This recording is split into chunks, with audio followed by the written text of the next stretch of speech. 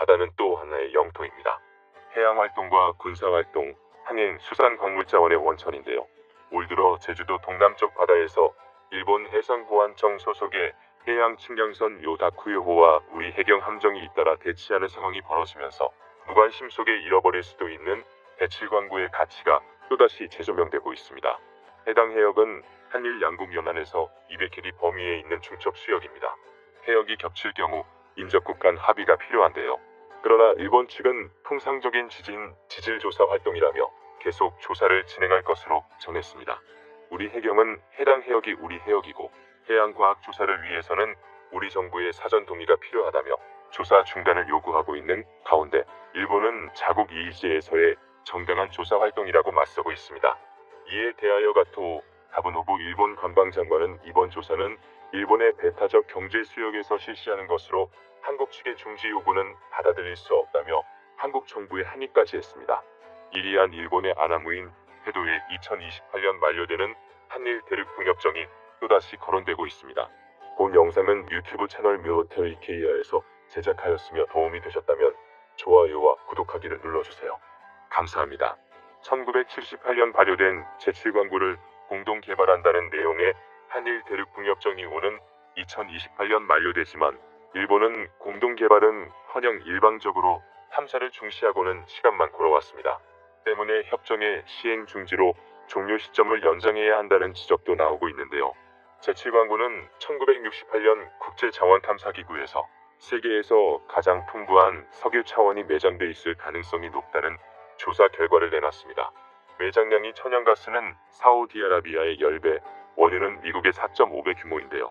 2005년 미국 우드로 윌슨 연구소는 제7광구가 있는 동중국해를 아시아의 걸프만이라고 평가했습니다. 제7광구가 해양 영토 관리 차원에서 독도 문제에 견줄 만큼 중요한 이유라고 할 수 있는데요. 한일 대륙붕협정이 종료되면 제7광구의 80%가 일본 소유로 넘어갈 가능성이 높고 이후 일본은 단독으로 해양 영토를 개발할 것이라고 전문가들은 지적하고 있습니다. 협정 당시에는 해양 경계가 대륙에서 벌어나온 대륙붕 중심론이 우세였지만 이후 국가 간 해양 경계 분쟁이 맞아지면서 국제해양법이 바뀌고 배타적 경제 수역 개념이 등장하면서 지리상 가까운 일본에게 유리한 상황이 된 것인데요. 일본이 독자적으로 해서와 해상 수층 조사까지 하면서도 공동 탐사에는 느긋한 이유입니다.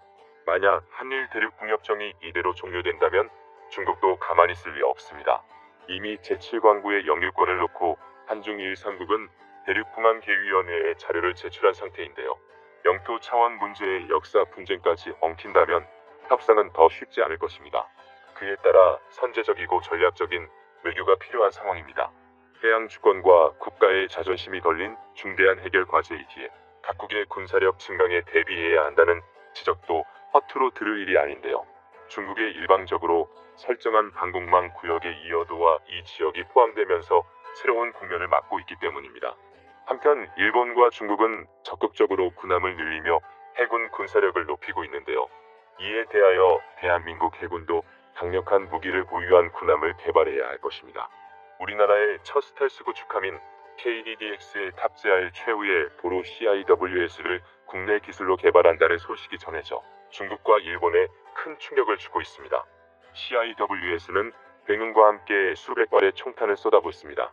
총구가 향한 바다로 고개를 돌리는 그 순간에 폭음과 함께 불꽃이 번쩍인데요.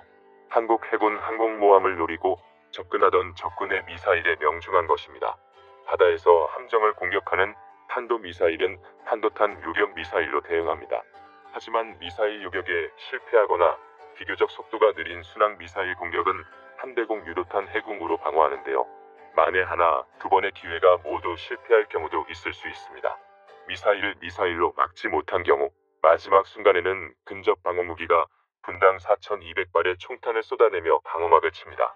이처럼 함정을 지키는 최후의 보로 CIWS를 국내 기술로 개발하게 됩니다. 방위사업추진위원회는 근접 방어무기 체계 AI 사업 방안을 심의한 뒤 국내 개발로 결정했는데요. 올해부터 2030년까지 4,500억 원을 투입해 개발하고 10여 대에 조금 못 미치는 시제품과 실전 무기를 생산한다고 합니다. 해외에서 구매하다가 국산화에 나선 이유가 있습니다. 한국은 레이시온사의 펠령스, 네덜란드 탈레스사의 골키퍼 등 두 가지 CIWS를 도입해 운영했었습니다. 하지만 골키퍼가 단종된 이후 헬령스만 도입했는데 최근 추가 물량 가격이 올라갔습니다. 헬령스가 세계 시장을 독점하고 있어서인데요. 따라서 해군 함정을 도입할 때마다 같은 고민을 반복해야 합니다. 조만간 시작할 헬령스 항정비도 어려운 상황입니다. 미국은 관련 기술 이전을 거부하고 미국 현지에서 직접 수리해야 하겠다는 입장인데요. 이렇게 되면 한국이 부담하는 비용은 크게 올라갈 수밖에 없습니다. 이러한 문제점을 보완하기 위해서 국내 개발되는 CIWS는 경항모와 한국형 차기, 구축함과 호위함 등 해군의 회신 함정에 장착될 예정입니다. 사용 기간이 오래된 기존 CIWS 수십문도 단계적으로 교체할 전망인데요. 이는 단순 국내 조립이 아닙니다. 기존 CIWS보다 성능이 올라가는데요. 기존에는 아음속 약 시속 1100km 미사일만 대응할 수 있었습니다. 하지만 이제는 초음속 미사일까지 요격이 가능할 수준으로 개발할 예정인데요. 또한 전자식 능동 위상 배열 레이더를 탑재해 더 먼 거리에서 발견해 더 빨리 대응에 나설 수 있게 되었습니다. 2018년 12월 개발을 완료한 3대공 유도탄 해궁의 회대 사거리는 20km 수준입니다. 해궁이 요격하지 못한 미사일이 함정에 접근하면 CIWS가 대응하게 됩니다. 함정에서 5km 떨어진 거리에서 교전이 이루어지는데요.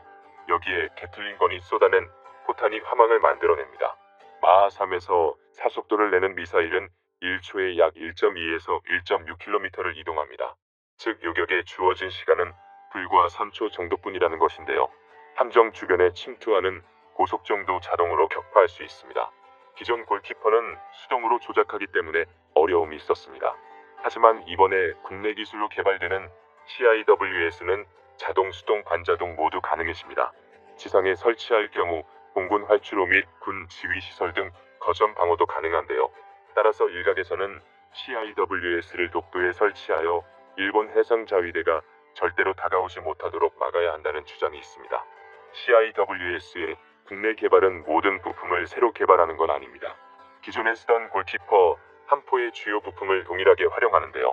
군 당국은 30mm 탄을 쏘는 골키퍼가 20mm 탄 헬령스보다 파괴력이 더 크고 효과적이라고 판단했기 때문입니다.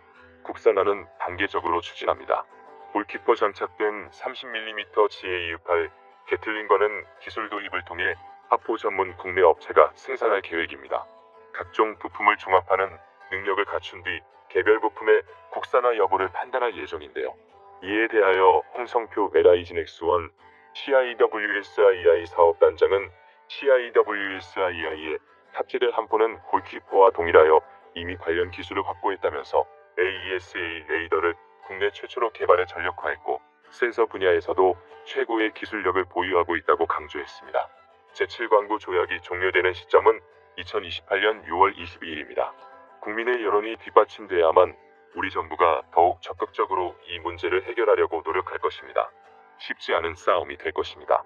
우리는 중공과 외구의 야비한 음모에 대비해야 합니다.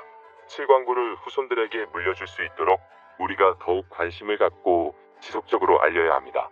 본 영상은 유튜브 채널 밀리터리 KR에서 제작하였으며 도움이 되셨다면 좋아요와 구독하기를 눌러주세요.